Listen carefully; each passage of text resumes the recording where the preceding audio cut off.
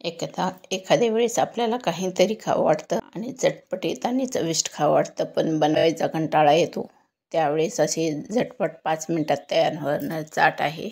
शेंगदाणे, कोथिंबीर, शेव बारीक, मोठी शेव, हिरवी मिरची, टोमॅटो, कांदा, लाल मिरची आणि गाजर, आणि इकडे धने, जिरेपूड, चाट मसाला, आणि गॅसवर आपण एक कढई ठेवू. त्यात अगदी 2 चमचे तेल घालू. तेल गरम झाले की चिमूटभर हळदी घालायची आहे. गॅस एकदम मंद ठेवायचा आहे.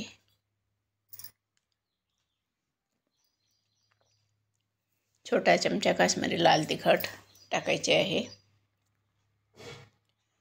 आणि चवीनुसार मीठ. आता यात आपण भाजून साली काढलेले 1 वाटी शेंगदाणे आहेत. मी अगोदरच भाजून याची सालं काढून ठेवलेली होती, तेच घेतले आहे. याला चांगलं अगोदर भाजल्यामुळे जास्त भाजायची गरज नाही, पण याचं जरा क्रंचीपणा वाढवण्यासाठी थोडा वेळ गरम करून घ्यायचे आहे. गॅस मंदच ठेवायचा आहे. चला तर मग आपण त्याची तयारी करू. 1 कांदा बारीक चिरून घेतलेला, 1 टोमॅटो बारीक चिरून घेतला,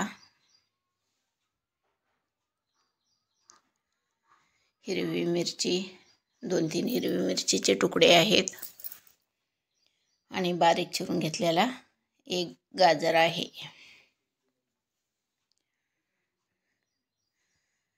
आणि आता आपण त्याच्यावर हे शेंगदाणे फ्राय करून घेतलेली चणा चाटसाठी घालून घेऊ.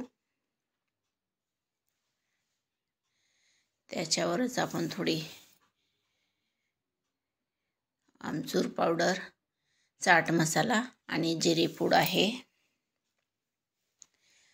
आमचूर पावडर नसेल तर तुम्ही लिंबू पण घालू शकता.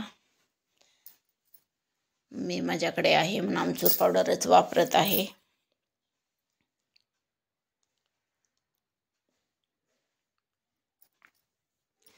चवीनुसार मीठ व वरून बारीक चिरलेली कोथिंबीर घालायची आहे. आता हे सर्व मिक्स करून घ्यायचे आहे. आता आपला चाट एकदम मिक्स करून झालेला आहे. त्याला सजवून घेऊ. आहे की नाही अगदी झटपट 5 मिनिटात तयार होणारा आणि चटपटीत आपल्याला खाऊ वाटणारा पदार्थ आहे. थोडीशी मोठी शेव टाकायची आहे आणि बारीक शेव थोडी घालून घ्यायची आहे.